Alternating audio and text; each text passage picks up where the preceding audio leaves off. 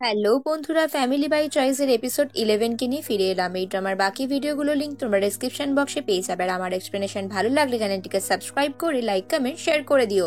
গল্পের শুরুতেই যখন দেখতে পাচ্ছি সানহা জুয়ানকে বলে, তুমি ডেটে যেও না, তোমার ডেটে যাওয়ার কথা আছে না, আমার তোমাকে কিছু বলার আছে, আমি তোমায় পছন্দ করি। কথাটা শোনার পর জুয়ান বলে, তুমি সেই রকম পছন্দ করো তাই না, মানে ভাই বোনের মতন। এরপর ও একটা দোকান থেকে বিয়ার কিনে বাড়ি ফিরে যায়। ও সত্যি আজকে একটা ডক্টর ডিপার্টমেন্টের একজনের সাথে ডেটে যাওয়ার কথা ছিল, সেটাও করে না। আরও না যাওয়াতে সানহা অনেক খুশি হয়। এর পরের দিন সানহার সাথে এখানে পাকডালের দেখা হয়। তানহা এখানে পাকডালের ব্যাপারে জিজ্ঞেস করে যে ও কি ঠিক আছে।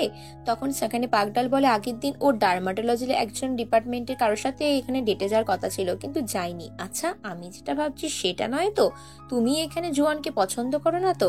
সানহাই ব্যাপারটা অস্বীকার করে না, তাই পাকডাল বুঝে যায়। এর পরের সিনে জুয়ান বাড়ি ফিরে আসে। সেখানে আসার পরও হেজুনের সাথে দেখা হয়।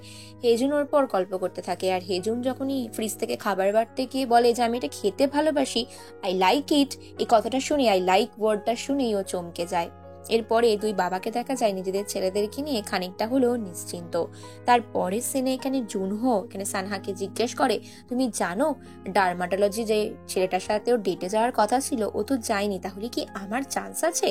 তারপরের সিনে জোয়ানকে দেখি। জোয়ান এখানে কেক বানাতে ব্যস্ত থাকে।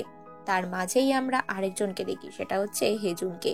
হেজুনের সাথে ওই বয়স্ক দিদার দেখা হয়। আর এই বয়স্ক দিদা এখানে বুদ্ধি দেয় যে তুমি একটা কাজ করতে পারো, তুমি একটা মেয়ে নিয়ে সে তাকে বিয়ে করতে পারো, তাহলে ফাইনালি তোমরা ফ্যামিলি হয়ে যাবে। আর তুমি বিয়ে দিয়ে দিলে তাহলে তোমার আর কোনো চিন্তা থাকবে না। এরপর হেজনের একটা ফোন আসে। আর ফোনে কথা বলতে বলতে কেউ একটা যেন বলে, তোমার আসল ফ্যামিলিকে আমরা খুঁজছি। তারপরের সিনে আমরা এখানে চলে যাই আবারও সানহার কাছে। সানহাকে সানহার মা ফোন করে, কিন্তু ফোনটাও ইগনোর করে। এরপরও জুয়ানকে ঘুরিয়ে ফোন করে। জুয়ানকে ফোন করে বলে, তুমি খেয়েছো? জুয়ান বলে, হ্যাঁ, খাওয়া হয়ে গেছে। জুয়ান পাল্টা কোনো প্রশ্ন না করলে সানহা বলে, তুমি আমাকে জিজ্ঞেস করবে না? কিন্তু জুয়ান ততক্ষণে অস্বস্তি ফিল করছিল। এদিকে পাকডাল ওর সাথে দেখা করতে আসে। পাকডাল ওকে জিজ্ঞেস করলে বলে যে আমার কেন জানি না সানহার সাথে অস্বস্তি ফিল হচ্ছে। পাকডাল কারণটা জিজ্ঞেস করলে জুয়ান লজ্জা পেয়ে মাথা নিচু করে দেয়। পরের দিন যখন ওদের তিন ভাই বোনের একসাথে বাড়িতে লাঞ্চ খেতে যাওয়ার কথা ছিল, ওরা তিনজনেই অস্বস্তি ফিল করে। এরপর হেজন আর সানহার মধ্যে কিছু একটা নিয়ে কম্পিটিশন চলছে। আর এখানে জুয়ান নিজেকে যতটা সম্ভব নর্মাল দেখাবার চেষ্টা করে। দুজনেরই হাত টেনে এনে বলে যে তোমাদের দুই ভাইকে আমি থ্যাংক ইউ বলতে চাই, তোমাদের জন্য আমি খাবার এনেছি, এই দেখো খাও, বলেও নিজের হাতে খাবার বেড়ে দেয়। এরই মাঝে সকলে নিজেদের মতন খাবার খেতে থাকে। এই জন্যই খাবার টেবিলেই বলে, আমি কিছু একটা বলতে চাই, জুয়ান তুমি আমাকে বিয়ে করবে? কথাটা শুনে সবাই ঘাবড়ে যায়, বিশেষত সানহাত তো রাগে রক্ত ফুটতে থাকে। কিন্তু এখানে হেজুনকে জানতো যে কোনো কিছু ভেবে চিন্তে করে না, ইমোশনাল দ্বারা চালিত হয়। তো জুয়ান বলে, কিভাবে সম্ভব, আমরা তো ভাই বোন। তখন হেজুন বলে, আমরা তো বায়োলজিক্যালি ভাবে নয়। তো জুয়ান বলে, সেটা সম্ভব নয়। ছাদে যাওয়ার পর সানহা জুয়ান এটা নিয়ে আলোচনা করে, কিন্তু জুয়ান বলে, তুমি ভুল ভেবো না, আমি হেজুনকে যেমন সিরিয়াসলি নিচ্ছি না, তোমার কথাটাকেও সিরিয়াসলি নিচ্ছি না। তানহা বলে, তাহলে তুমি কি করতে চাও, চলো প্রথম থেকে আমরা আবারও শুরু করি। জোয়ান বলে, আমরা ছোট নেই, 17 বছর আর 19 বছরের ছেলে মেয়ে নেই। সানহা বলে, বেশ, তাহলে দেখা যাক। এরপর সানহা নিজের রুমের দিকে যায়। যাওয়ার পথে এদিকে বাইরে দেখি আমরা বাবা আর দুজনে গল্প করছে। এখানে হেজুনকে জিজ্ঞেস করি বিদেশে থাকাকালীন ওর কি কোনো বান্ধবী হয়নি। ও বলেছে হয়েছে, তবে জুয়ানের মতন এতটা ক্লোজ কেউ নয়। এরপর গাড়িতে যেতে যেতে জুয়ানকে সানহা প্রশ্ন করে, কি জন্য করছিস? জুয়ান বলে, আমার একটা ফ্যামিলি চাই, নিজস্ব ফ্যামিলি, যাতে আমি কোনোভাবে এখানে জুয়ান আর বাবা জিঙ্গের সাথে যুক্ত হয়ে যেতে পারি। সানহা বলে, তাহলে তুই আমাকে বিয়ে করে নে। এর পরের সিনে আমরা এখানে সানহার মা জিয়ংকে দেখি। জিয়ং এর সাথে ওর বাবার কথা হয়। দেউ পরিষ্কারভাবে জানতে চায় যে কি কথা ওদের মধ্যে হয়েছিল। সানহার মা জিয়ং জানায় যে ওনাকে 1 মাসের ছুটি চেয়ে এসেছে, এখানে যে ট্রান্সফার হয়ে এসেছে ব্যাপারটা ওর মা মানতেই চায় না। এই ব্যাপারটা শোনার পর বাবা জিংজে জুয়ানকে বলে, তুই এই এখানে চাটা সানহার জন্য নিয়ে যা, কারণ ওর রাত্রিরে ঘুম আসে না। কিন্তু যতই হোক ওর একটা কিছু ফ্যামিলিতে প্রবলেম চলছে, আর জুয়ান জানতো ফ্যামিলি প্রবলেম যতই হোক না কেন সানহা মন খুলে কিছু বলবে না। সানহার কাছে ওর বোনও এসএমএস করে যে আমি শীঘ্রই স্কুল ট্যুরে যাব, তুই কি বাড়ি ফিরে আসবি? এরপর ওর ঘটনাগুলোর কথা মনে পড়ে, যখন ও এখানে আসতে চেয়েছিল তখন কিভাবে ওর মা সিন ক্রিয়েট করেছিল। এরপর রাতের বেলা গিয়েও জুয়ানের কলিং বেল বাজায়। জুয়ার বলে দাঁড়াও, বলেই চাটা ওকে দেয়। বলে আমি জানি তোমার ঘুমোতে প্রবলেম হচ্ছে, বাবা আমাকে আগেই দিয়েছিল, আমি আসছি। এরপর ওরা দুজন দুজনকে বাই বলে ঘরে আসার পর জুয়ান দেখি ইমা আমি এইভাবে চলে গেছিলাম ওর সামনে। তারপরের সিনে হেজুনকে দেখি। হেজুনকে ওর বেস্ট ফ্রেন্ড জিজ্ঞেস করে, আচ্ছা তুই জুয়ানকে সত্যি বিয়ে করতে পারবি? এটা ভেবে দেখ, প্রথমে ওকে কিস করতে হবে, ওর হাত ধরতে হবে, এটা তো একটা বেসিক জিনিস। তুই পারবি তো এটা করতে? তুই ইমাজিন কর যে জুয়ান তোর সামনে আছে, তুই ওকে কিস করছিস। এটা শোনার পর হেজুন বলে না না আমি এটা পারবো না। আর ওখানে জুয়ানও চলে আসে। জুয়ান বলে সত্যি তুমি এরকম অদ্ভুত জিনিস ওকে ইমাজিন করতেই বা বলছো কেন? এরপর জুয়ান ওর দিকে ট্যাপ ট্যাপ করে তাকিয়ে থাকে আর হেজিনকে শাস্তি স্বরূপ ওর জানলার কাজ পরিষ্কার করতে দেয়। আর বলে আমি জানি তোমার জন্য আমাদের বাড়িতে আমাদের মনে সবসময় জায়গা থাকবে, তুমি কেন এসব করার চেষ্টা করছো? আমরা যেরম আছি সেরমই থাকি। তারপরের সিনে আমরা বাবা দেউক আর জিংজে দুজনেই এখানে সানহার সাথে পার্সোনালি কথা বলে। যেহেতু ওর মায়ের মুখ থেকে ওরা জানতে পারে যে ওর মা নাকি বলেছে ও 1 মাস পর ফিরে যাবে। তো সানহা বলে সেরকম কিছুই নয়, মাকেও পরিষ্কার জানিয়ে এসেছে, কিন্তু ওর মা এটা মানতে নারাজ। যে কারণে কথাটা শুনে দেউ রেগে যায়, বলে তোর মা কি তোকে আবারও মেন্টালি টর্চার করছে? তো ও কিছু বলে না, বাড়ি চলে আসে।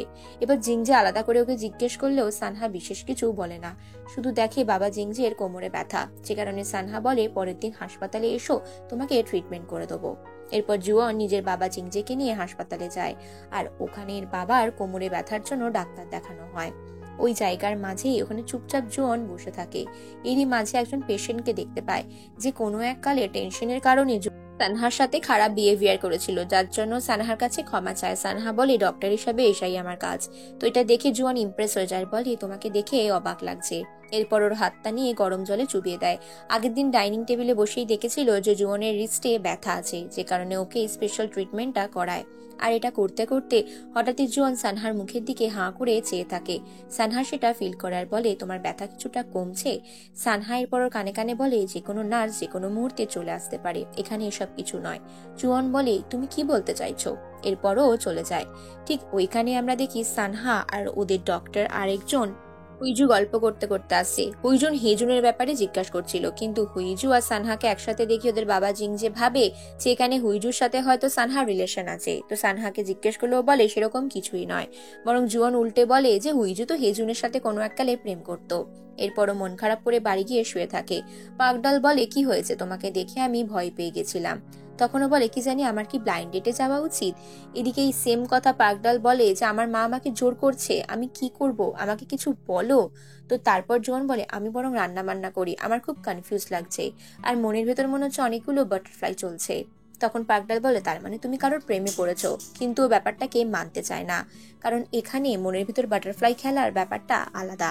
তার পরের সিনে হেজুনের মাসিকে দেখি কতগুলো বাচ্চাকে টিচ করছিল। আর তারপর অনেক বছর পর হেজুনের সাথে ওনার দেখা হয়। ওর মাসি ওকে দেখে ইমোশনাল হয়ে যায়। এরপর ওরা রেস্টুরেন্টে খেতে যায় আর সেখানে বলে তোর ফেভারিট খাবার খাওয়ালাম। তারপর দুজন দুজনকে বাই বলার সমান হয়ে যায়। কিন্তু ওর মাসি শেষবারের মতন জিজ্ঞেস করে আশা করি তোর মা তোকে আর ডিস্টার্ব করেনি বা যোগাযোগ করার চেষ্টা করেনি, তুই সবকিছু ভুলে এবার জীবনে এগিয়ে যা। এরপর ওর মাসি বাই বলে এগিয়ে যায়। হেজুন মন খারাপ করে এগিয়ে চলে, কিন্তু রাস্তার মধ্যে ও একজন মহিলাকে দেখতে পায় যার পেছনটা অনেকটা ওর মায়ের মতন ছিল। তো এটা দেখার পর ও প্রচন্ড ইমোশনাল হয়ে পড়ে। তারপরের সিনে আমরা এখানে সানহাকে দেখতে পাই। আর এদিকে হেজুন মন খারাপ করে রাস্তায় দাঁড়িয়ে থাকলে পাগডাল এসে ওকে ডেকে বলে কি হয়েছে, মন খারাপ কেন? তখন পাগডালকে হেজুন বলে তুমি ওকে প্লিজ বলো না। তখন পাগডাল বলে একটা কথা বলবে, তুমি আমার বয়ফ্রেন্ড হবে। কথাটা শুনে প্রথমে হেজুন অবাক হয়ে যায়। তারপর পাগডাল টার্মস আর কন্ডিশন গুলো বলে যে আমার মা আমাকে জোর করছে ব্লাইন্ড ডেটে যাওয়ার জন্য, তুমি একদিনের জন্য বয়ফ্রেন্ড হও। এদিকে একটা ঘটনা ঘটে, সেটা হচ্ছে জিংজের সাথে এখানে হেজুনের মা সোহিয়নের দেখা হয়ে যায়। সোহিয়ন বলে তুমি ওকে আমার ব্যাপারে কিছু বলো না, আমি আসছি, এখানে এসছিলাম। তো এটা শোনার পর জিংজে রেগে যায়, বলে 10 বছর আগেই আমার হেজুনকে বলে দেওয়া উচিত ছিল, তুমি কেন নিজের ছেলের সাথে দেখা করছো না? এই কথা শুনে সোহিয়ন বলে আমি একজন খুনি মা, আমি কাউকে খুন করেছি। তার পরের সিনে আমরা এখানে সানহা জুয়ানকে দেখতে পাই। ওরা রেস্টুরেন্টে খেতে যায় আর জুয়ান এখানে মানা করে দেয়, বলে আমি তোমাকে সেইভাবে কোনো দিন দেখতে পারবো না, তুমি আমার কাছে জাস্ট ভাইয়ের মতনই থাকবে, আমরা সিবলিংস হয়ে থাকবো। এরপর বৃষ্টির মধ্যে দুজনে ছুটতে ছুটতে একটা টানেলের ভেতর ঢুকে যায় আর ওখানে বৃষ্টির জল থেকে সানহাওকে প্রোটেক্ট করার চেষ্টা করে, ও চুলগুলো ঝেড়ে দেয়। আর এরকম করতে করতে হঠাৎ দুজনে অনেক ক্লোজ চলে আসে আর ওইখানে জুয়ানের মুখটা টেনে ধরে কিস করতে লাগে।